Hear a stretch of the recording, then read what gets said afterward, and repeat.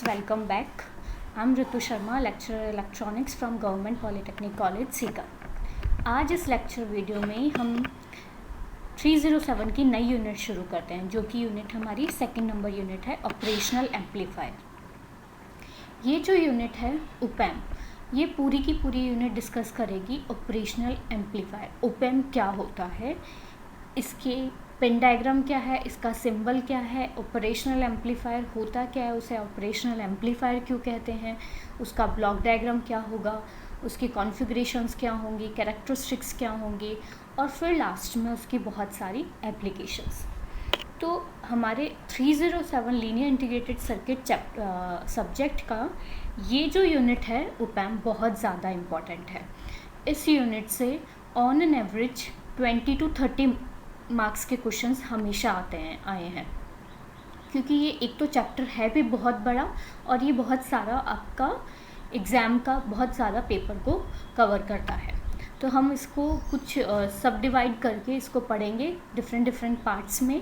तो लेकिन आपको हर एक टॉपिक को समझने के लिए आप इसी तरीके से उसी ऑर्डर में पढ़िएगा जिस ऑर्डर में इसके वीडियोस को मैं रिलीज़ करूँगी। तो हम सबसे पहले पार्ट फर्स्ट डिस्कस करेंगे आज, जिसके अंदर हम सिंपल ब्रीफ में हम ये स्टार्टिंग बेसिक्स पढ़ेंगे इसका, कि ओपैम क्या होता है, सिंबल क्या होता है, इसका पेन डायग्राम, ब्लॉक डायग्राम और कैरेक्टरिस्टिक्स, ताकि ये आपका पूरे चैप्टर का बेसिक होगा। इसी के बेसिस पे जब आप ये पढ़ लोगे तभी आपको आगे के समझ में आएंगे कि आगे की जो भी हम एप्लीकेशंस या जो भी कैरेक्टरिस्टिक्स वगैरह डिटेल में पढ़ेंगे वो किस तरीके से वर्क कर रही है। तो हमारा इस वीडियो का जो भी कंटेंट लिस्ट है वो क्या क्या है, ओपैम, उसका symbol, equivalent circuit, characteristics, pin diagram, फिर हम पढ़ेंगे कि डिफरेंशियल एम्पलीफायर क्या होता है। ये डिफरेंशियल एम्पलीफायर जो चीज़ है ये ओपैम का मेन मैं बोल सकती हूँ सब यूनिट है, जिससे ये ओपैम मिलके बना होता है। फिर हम आइडियल और प्रैक्टिकल ओपैम की कैरेक्टरिस्टिक्स देखेंगे और लास्ट में इसका ब्लॉक डायग्राम। ये आपका फर्स्ट पार्ट कवर करेगा इस यूनिट का। सबसे पहले हम देखते हैं ओपैम क्या होता है। तो मैं आपको बताती हूँ कि सबसे पहले हम इसका नाम देखते हैं, ऑपरेशनल एम्पलीफायर। ऑपरेशन का मतलब क्या होता है, हम सब ने सारे मैथमेटिकल फंक्शंस देखे हैं, हमने 10th 12th के अंदर जो भी मैथमेटिकल फंक्शंस होते हैं, जैसे कि एडिशन, सब्ट्रैक्शन, मल्टीप्लिकेशन, या किसी की लॉग वैल्यू लेना, एंटी लॉग लेना, उसको डिफरेंशिएट करना, उसको इंटीग्रेट करना, समाकलन, विकलन, और उसको इंक्रीज़ करना, तो उसको रेक्टिफाई करना। तो ये जो भी ऑपरेशंस थे ये आज तक हमने मैथमेटिकल फार्मूला से बेस्ड किए थे। लेकिन उन्हीं फार्मूलाज को, उन्हीं टूल्स को अगर आप फिज़िकली इम्प्लांट करने की सोचो, तो जो एक आईसी जिसकी हेल्प से ये सारे के सारे मैथमेटिकल ऑपरेशंस को परफॉर्म किया जा सकता है, वो एक आईसी कहलाई जाती है ऑपरेशनल एम्पलीफायर। तो सबसे पहले इसका ऑपरेशन से तो नाम हमको समझ में आ गया कि इसे ऑपरेशन क्यों कहते हैं। नेक्स्ट इसका नाम है एम्पलीफायर। एम्पलीफायर को क्या होता है, एम्पलीफायर का मतलब कोई भी जो भी उसे इनपुट के अंदर वोल्टेज या करंट या पावर जो भी आपने इनपुट सिग्नल दिया है उसके मैग्नीट्यूड को, उसके एम्पलीट्यूड को बढ़ा के अगर आउटपुट में देता है तो उसे हम एम्पलीफायर कहते हैं। तो ये जो आईसी है हमारी ऑपरेशनल आईसी, ये एक 8 पिन आईसी होती है जो कि एम्पलीफिकेशन का भी काम करती है, साथ ही साथ जो भी मैथमेटिकल ऑपरेशंस हमें परफॉर्म करने हैं उन सबको भी परफॉर्म करने में ये कैपेबल होती है। तो इसलिए सबसे पहले हमें समझ में आ गया कि है क्या, हम किस चीज़ के बारे में पढ़ रहे हैं। तो ये कहलाया जाता है ऑपरेशनल एम्पलीफायर। ओपैम एक लीनियर डिवाइस होती है। लीनियर डिवाइस का मतलब क्या होता है, लीनियरिटी किसे कहते हैं, जब आपका हमने एक इक्वेशन पढ़ी होती है y = mx, इसे हम लीनियर इक्वेशन कहते हैं। लीनियर इक्वेशन का मतलब क्या है कि जैसे जैसे इनपुट बढ़ रहा है उसी रेशियो में आउटपुट भी अगर बढ़े और आपका ग्राफ एकदम लीनियर आए, तो उस v = IR जैसा ग्राफ, तो उसे हम लीनियर ग्राफ कहते हैं। और जो डिवाइस उस ग्राफ के जैसे अपना आउटपुट दे उसे हम लीनियर डिवाइस कहते हैं। तो ओपैम हमारा लीनियर डिवाइस होता है जिसकी प्रॉपर्टीज़ क्या क्या है, डीसी एम्प्लीफिकेशन, जो भी आपने डीसी सिग्नल दिया उसको एम्प्लीफाई करने का, और सिग्नल कंडीशनिंग में, फिल्टरिंग मतलब कि कुछ पार्ट को रिमूव करना, कुछ पार्ट को पास करना सिग्नल का, उसे हम फिल्टर कहते हैं। या फिर जो भी मैथमेटिकल ऑपरेशंस जैसे मैंने अभी डिस्कस किए, एडिशन, सब्ट्रैक्शन, इंटीग्रेशन, डिफरेंशिएशन, तो इन सभी को काम करने का काम ओपैम करता है। ऑपरेशनल एम्पलीफायर को हम शॉर्ट में ओपैम कहते हैं। ये एक वोल्टेज एम्पलीफाइंग डिवाइस है, फंडामेंटल डिवाइस है जो कि वोल्टेज को एम्पलीफाई करने का काम करती है। अब हम आगे इसका सर्किट देखेंगे। इस सर्किट के अंदर क्या होता है, इसको दो तरीके से यूज़ किया जा सकता है। एक होता है ओपन लूप और एक होता है क्लोज लूप। अब नाम दोनों आपने सुने हैं। ओपन लूप का मतलब हो गया कि जब आपका आउटपुट से कोई भी पार्ट इनपुट में फीडबैक नहीं दिया जाता है। आपने पढ़ा होगा फीडबैक किसे कहते हैं, कि जब हम आउटपुट का कुछ हिस्सा इनपुट में वापस दें सिग्नल, तो उसे हम बोलते हैं फीडबैक। तो अगर आपने उस सर्किट के अंदर आउटपुट का कोई भी हिस्सा इनपुट में नहीं दिया है तो उसे हम बोलेंगे ओपन लूप, मतलब कोई भी लूप नहीं बना है, क्लोज्ड पाथ नहीं है। और अगर आउटपुट का कुछ हिस्सा एक्सटर्नली आप इनपुट में देते हैं, बीच में कोई कंपोनेंट्स जैसे कि रजिस्टर या कैपेसिटर को यूज़ करते हुए आउटपुट और इनपुट को जोड़ते हो आपस में, तो उसे हम बोलते हैं फीडबैक या क्लोज्ड सर्किट। तो जो फीडबैक कंपोनेंट्स हम यूज़ करेंगे उसके बेसिस पे इस एम्पलीफायर के ऑपरेशंस को डिसाइड किया जाता है, डिटरमाइन किया जाता है कि हमने जो फीडबैक कंपोनेंट्स यूज़ किए हैं उसके बेसिस पे इसका ऑपरेशन क्या होगा। कि जैसे रजिस्टर या कैपेसिटर आप यूज़ करते हो तो किस अकॉर्डिंग आपका आउटपुट चेंज होगा, इंक्रीज़ या डिक्रीज़ होगा, या आपकी वेवफॉर्म चेंज होगी। हम आगे इंटीग्रेशन, डिफरेंशिएशन ये सब पढ़ेंगे तो उसमें ये सारी चीज़ें क्लियरली मेंशन की जाएगी। तो अभी हमको ये समझना है कि ओपैम एक लीनियर डिवाइस है, एक एम्पलीफायर है जो कि डीसी सिग्नल्स को एम्पलीफाई करने के साथ साथ फिल्टरिंग का और सारे मैथमेटिकल ऑपरेशंस को परफॉर्म करने का काम करता है। ये एक इसका जो ब्लॉक डायग्राम हम आगे पढ़ेंगे उसके अंदर हम देखेंगे कि ये 4 ब्लॉक से मिलके बना होता है, जिसके ओपैम के 2 इनपुट टर्मिनल्स होते हैं और 1 आउटपुट टर्मिनल होता है। जो आपको इसको बैटरी ऑपरेट करने के लिए चाहिए होती है वो भी 2 बैटरी टर्मिनल्स चाहिए होते हैं, एक प्लस VCC, एक माइनस VEE, और 2 इनपुट टर्मिनल्स हम इसके अप्लाई करते हैं। एक जो इनपुट टर्मिनल होता है उसे हम बोलते हैं इन्वर्टिंग और दूसरे को नॉन इन्वर्टिंग। आगे मैं समझाऊंगी आपको कि दोनों में डिफरेंस क्या है। अब हम देखते हैं इसका ओपैम का सिंबल और उसका इक्विवेलेंट सर्किट। ओपैम का सिंबल आपका फिगर 1.1 के अंदर मैंने दिखाया है और इक्विवेलेंट सर्किट इसका फिगर 1.2 के अंदर है। तो सबसे पहले हम इसका सिंबल देखते हैं। ओपैम, हम आगे इसका पिन कॉन्फ़िगरेशन पढ़ेंगे। ओपैम एक 8 पिन IC होती है। तो इसका जो एक ट्रायंगुलर बफर जैसा आपको डायग्राम दिख रहा है ये ओपैम का सिंबल होता है, विथ 2 इनपुट टर्मिनल्स और एक आउटपुट टर्मिनल होता है और 2 सप्लाई वोल्टेजेस होते हैं, एक प्लस VCC और एक माइनस VEE। ओके, तो जो दोनों इनपुट्स हैं, एक पे आपको पॉजिटिव दिख रहा है, एक पे नेगेटिव दिख रहा है, तो दोनों इनपुट्स जो हैं वो इसके अंदर अलग अलग होते हैं। एक इनपुट टर्मिनल को बोला जाता है नॉन इन्वर्टिंग टर्मिनल और दूसरे को बोला जाता है इन्वर्टिंग टर्मिनल। इन्वर्ट का मतलब क्या होता है, उल्टा करना, या फिर जो भी इस पे इनपुट दिया है उसको 180 डिग्री शिफ्ट कर देना, 180 डिग्री फेज शिफ्ट कर देना। इसलिए इसके ऊपर जो भी हम नॉन इन्वर्टिंग टर्मिनल पे जो भी इनपुट वोल्टेज अप्लाई करेंगे उसको ओपैम सेम फेज शिफ्ट में शिफ्ट करेगा, आगे उसकी फेज़ में कोई भी चेंज ना करते हुए उसे आगे देगा। वहीं अगर इन्वर्टिंग इनपुट टर्मिनल पे जब हम इनपुट वोल्टेज अप्लाई करते हैं तो उसको ओपैम 180 डिग्री शिफ्ट कर देता है। 180 डिग्री फेज शिफ्ट करने का मतलब होता है कि क्वाड्रेंट्स में आप जब देखते हैं कि 0 डिग्री से 180 डिग्री शिफ्ट होता है तो आपकी वैल्यू पॉजिटिव से माइनस हो जाती है। तो इसलिए जब भी हम नेगेटिव टर्मिनल मतलब कि इन्वर्टिंग इनपुट टर्मिनल पे जो भी इनपुट वोल्टेज अप्लाई करेंगे आउटपुट में उसका 180 डिग्री फेज शिफ्ट मिलेगा। अब हम इसका इक्विवेलेंट सर्किट देखते हैं। ओपैम को एक डिफरेंशियल एम्पलीफायर कहा जाता है। डिफरेंशियल का मतलब क्या होता है, डिफरेंस मतलब कि जो भी इसके 2 इनपुट्स हैं इनका जो भी डिफरेंस है उसको ये ओप एम्प एम्पलीफाई करता हुआ आउटपुट में देगा।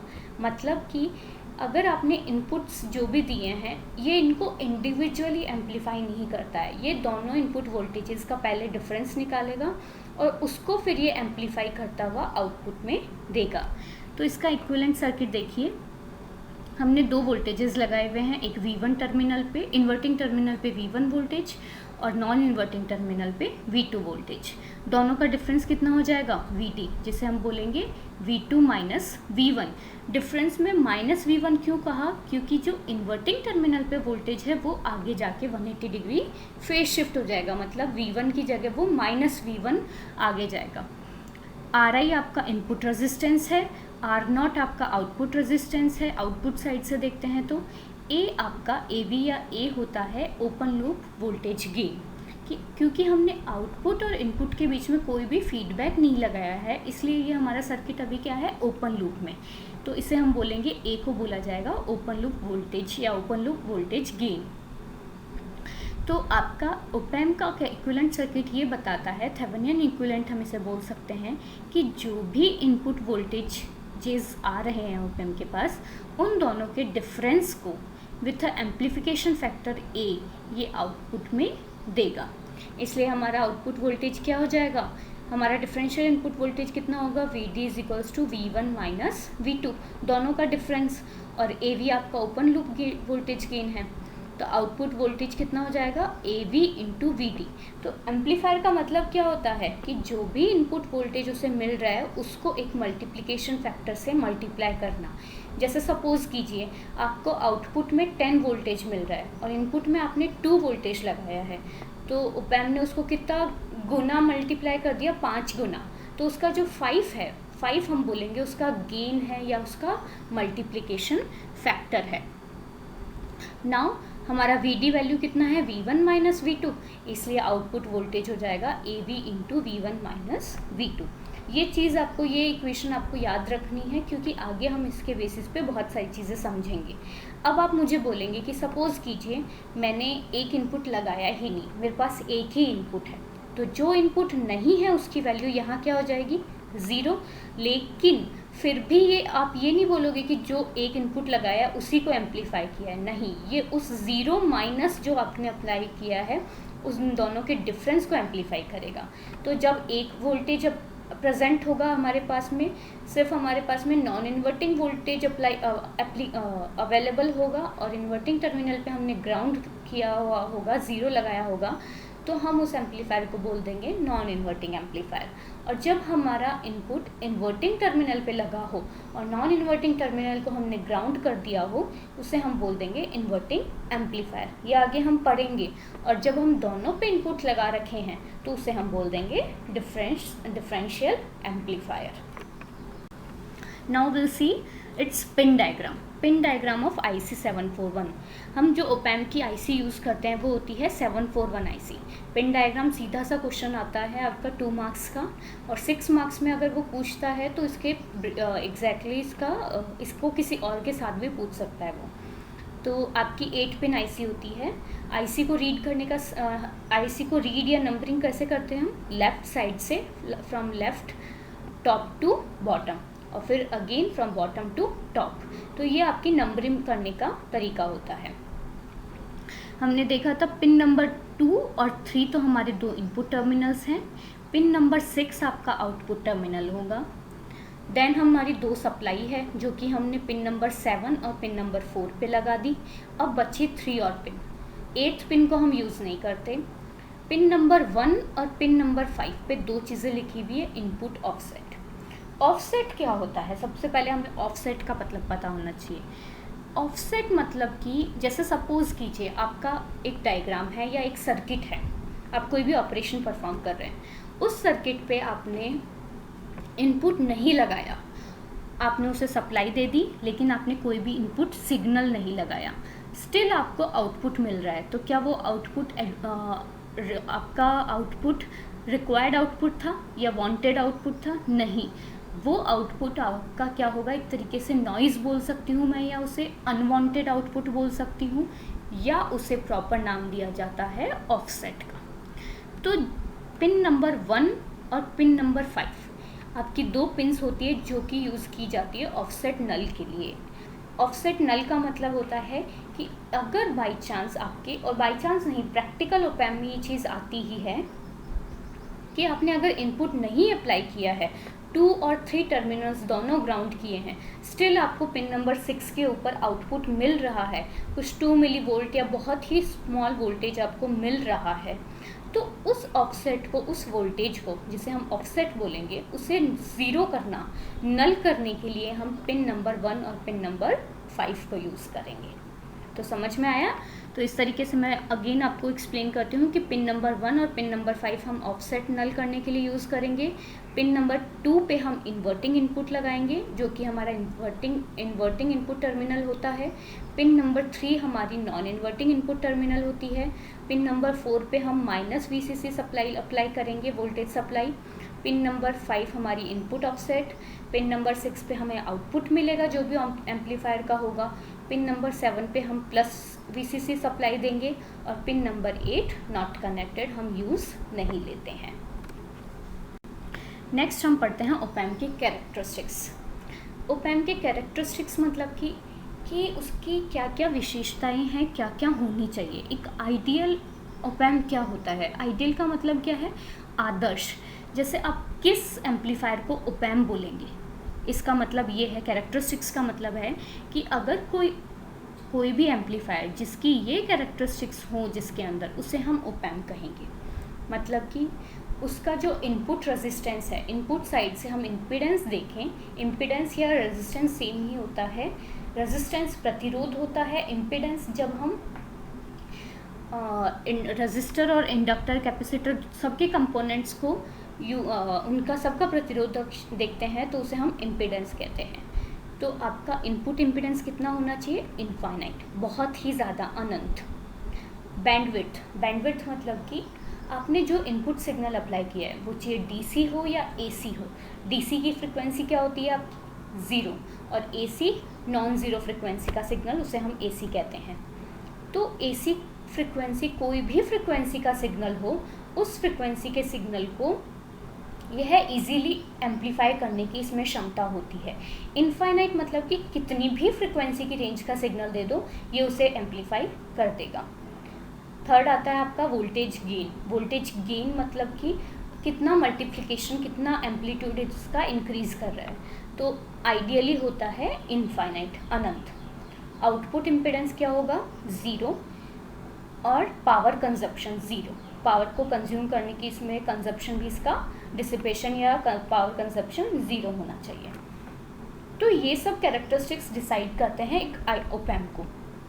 बट एक्चुअली अगर हम रियलाइज़ करें तो ये सब पॉसिबल नहीं है। अनंत तो कुछ भी नहीं होता, अनंत वो है जिसको हमने कभी मेजर नहीं किया है। तो प्रैक्टिकल हम आगे एक टेबुलर फॉर्म में देखेंगे कि आइडियली क्या क्या कहा जाता है और प्रैक्टिकली होता क्या है। तो ये कैरेक्टरिस्टिक्स होते हैं 5 आपके ओपैम्प के। नेक्स्ट हम पढ़ते हैं डिफरेंशियल एम्पलीफायर को। इस स्लाइड के बाद में मैं नेक्स्ट स्लाइड पे जाऊंगी, वो होगा आपका ब्लॉक डायग्राम का। जो ओपैम्प होता है, ऑपरेशनल एम्पलीफायर, वो बहुत सारे डिफरेंशियल एम्पलीफायर से मिलके बना होता है। ये है एक डिफरेंशियल एम्पलीफायर जिसके अंदर 2 ट्रांजिस्टर्स लगे हैं, 2 इनपुट लगे हैं। तो अगर आप इसका ब्लॉक डायग्राम जब हम देखेंगे, उसके अंदर हम बहुत सारे ब्लॉक्स देखेंगे।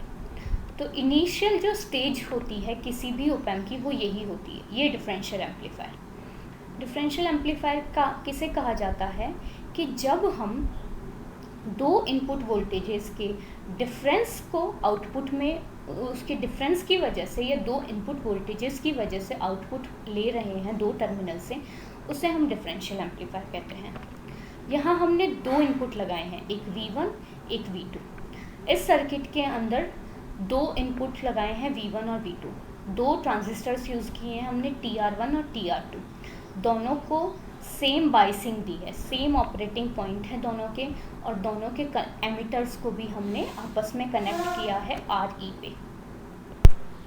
तो दोनों के हमने एमिटर रेजिस्टेंस को कंबाइन करके -VE सप्लाई से कनेक्ट किया है। दोनों ट्रांजिस्टर को सेम सप्लाई मिल रही है ताकि कॉन्स्टेंटली 2 सप्लाई दी जाती है ताकि कॉन्स्टेंट उनके पास सप्लाई रहे। अब जब हम आउटपुट लेंगे, आउटपुट होगा इस एम्पलीफायर का दोनों इनपुट्स के डिफरेंस के इक्वल, क्योंकि दोनों इनपुट्स को हमने एंटी फेज में, एक दूसरे के अपोजिट फेज में कनेक्ट किया गया है। दोनों के बेस टर्मिनल्स पे हमने इनपुट लगाया है V1 पे Vin और V2 पे भी Vin2। दोनों आउटपुट्स हम कहाँ से लेंगे? दोनों के कलेक्टर टर्मिनल से लेंगे। तो जैसे ही ट्रांजिस्टर TR1 को हम फॉरवर्ड बायस करेंगे, तो जो फॉरवर्ड ट्रांजिस्टर TR2 है उसका फॉरवर्ड बायस क्या हो जाएगा? रिड्यूस हो जाएगा। और जैसे ही हम ट्रांजिस्टर 2 को फॉरवर्ड बायस इंक्रीज करेंगे, उस ट्रांजिस्टर 1 का फॉरवर्ड बायस डिक्रीज हो जाएगा। इसलिए ये दोनों एक दूसरे के क्या करते हैं? परफेक्टली मैच्ड रहते हैं, ताकि जो करंट फ्लो कर रहा है वो दोनों की वजह से जो करंट फ्लो करेगा RE में से वो कांस्टेंट रहे। समझ रहे हैं कि इसमें से अगर इसकी फॉरवर्ड बायस इंक्रीज करी, तो अगर इसमें से करंट ज़्यादा होगा तो इसमें से करंट कम हो जाएगा, क्योंकि ये फॉरवर्ड बायस करना कम कर देगा। इसीलिए जब इनपुट सिग्नल्स दोनों को बैलेंस करेंगे तो आउटपुट भी हमें दोनों के बैलेंस्ड आउटपुट मिलेगा। बैलेंस्ड का मतलब क्या हुआ कि दोनों कलेक्टर के टर्मिनल से हमें आउटपुट मिलेगा VCC माइनस ICRC1 माइनस यहाँ जो वोल्टेज मिलेगा वो होगा VCC माइनस ICRC1, और यहाँ जो आउटपुट मिलेगा वो VCC माइनस ICRC2। क्योंकि दोनों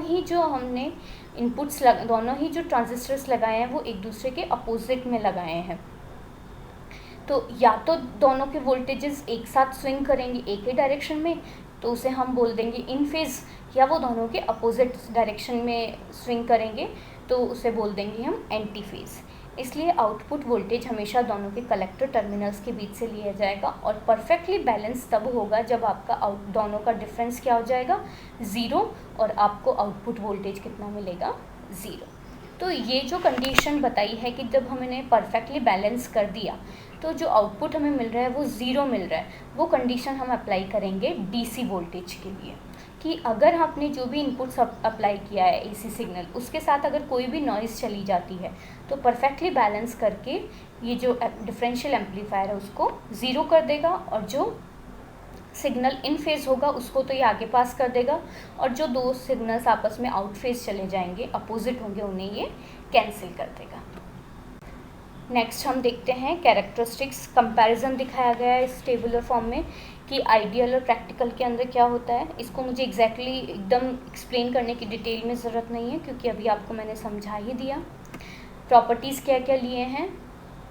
open loop voltage gain ideally infinite होता है, लेकिन प्रैक्टिकली इनफाइनाइट नहीं होता। लगभग 2 लाख 1 लाख के लगभग इसका ओपैम्प हम मानते हैं ओपन लूप कंडीशन में, लेकिन जब हम क्लोज लूप कर देंगे फीडबैक के अंदर तो इसका डिक्रीज हो जाएगा, सैचुरेट हो जाएगा।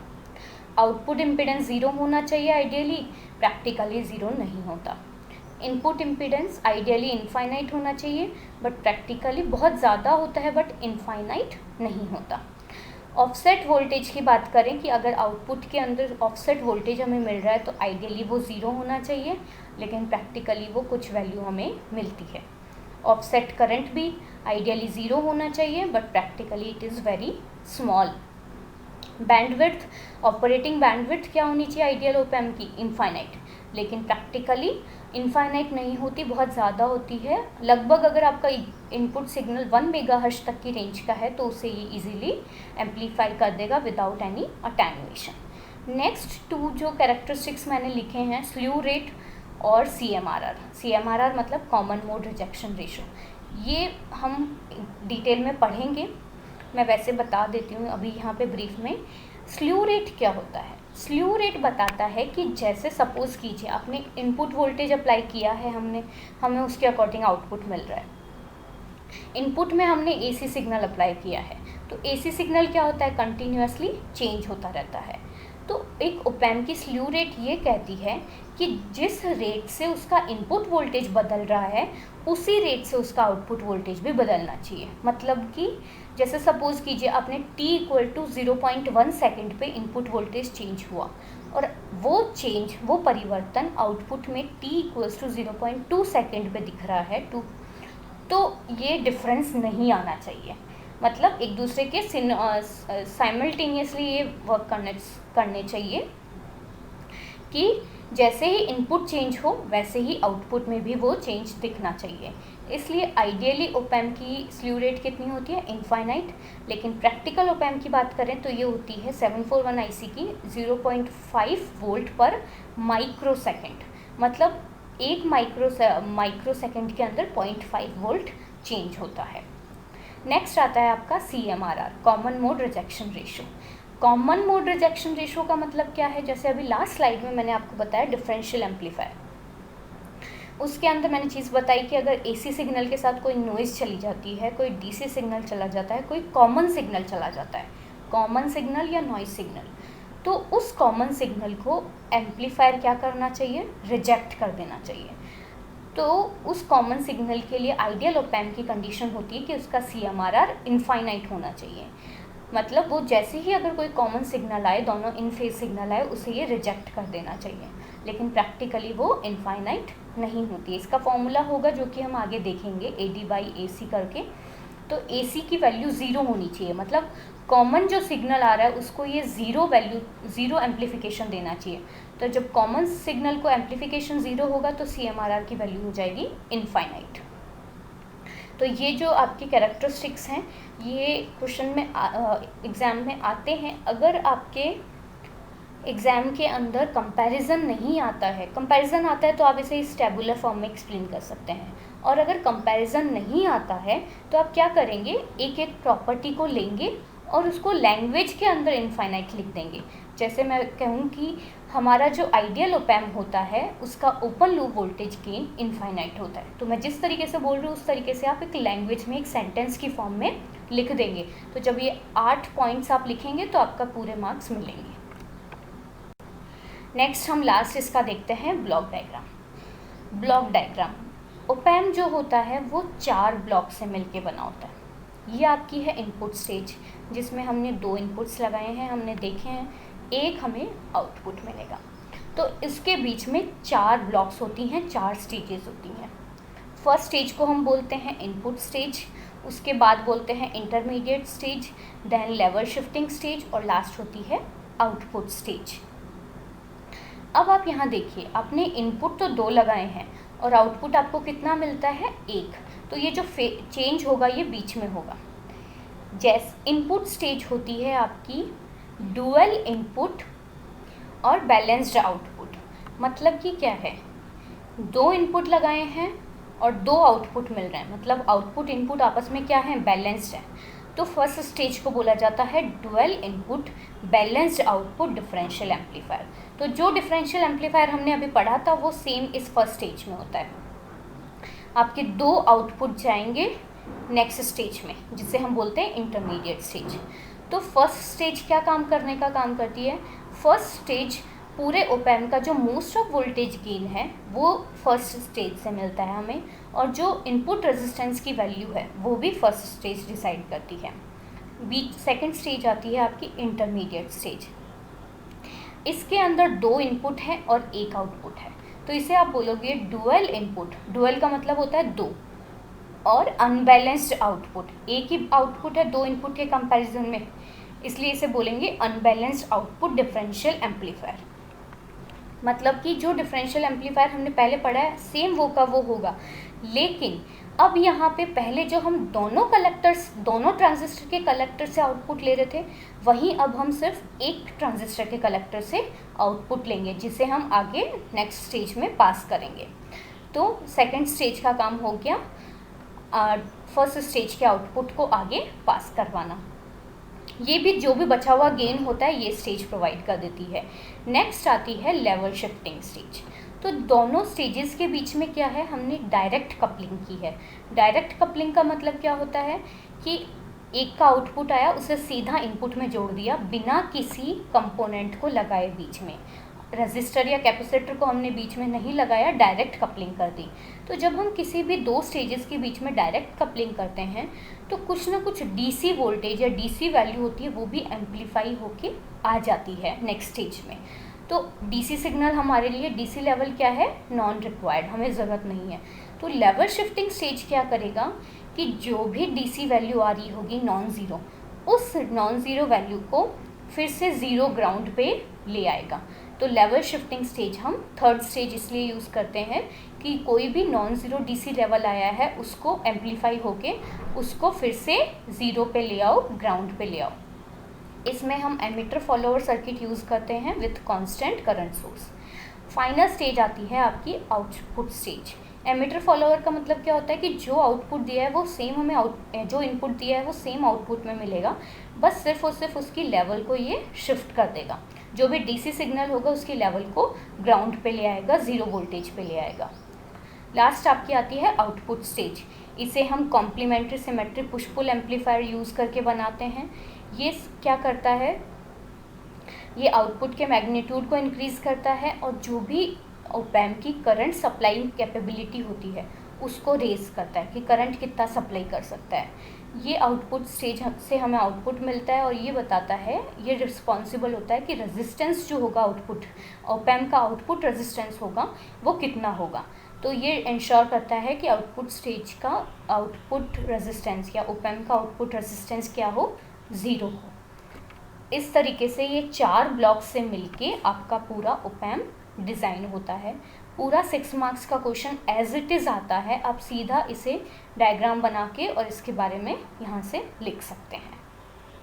Thank you. इस तरीके से हमने इसका फर्स्ट पार्ट कंप्लीट किया है। अभी इसका 25% इस चैप्टर का 20 से 25% पार्ट कंप्लीट हुआ है सिर्फ। तो आप कंटिन्यू रखिएगा, नेक्स्ट लेक्चर्स में, नेक्स्ट वीडियोस में मैं रिमेनिंग जो भी इसके टॉपिक्स हैं उनको कवर करेंगे। और हमें पहले के टॉपिक्स को भूलना नहीं है क्योंकि वो सारे एक दूसरे से रिलेटेड होंगे। Thank you.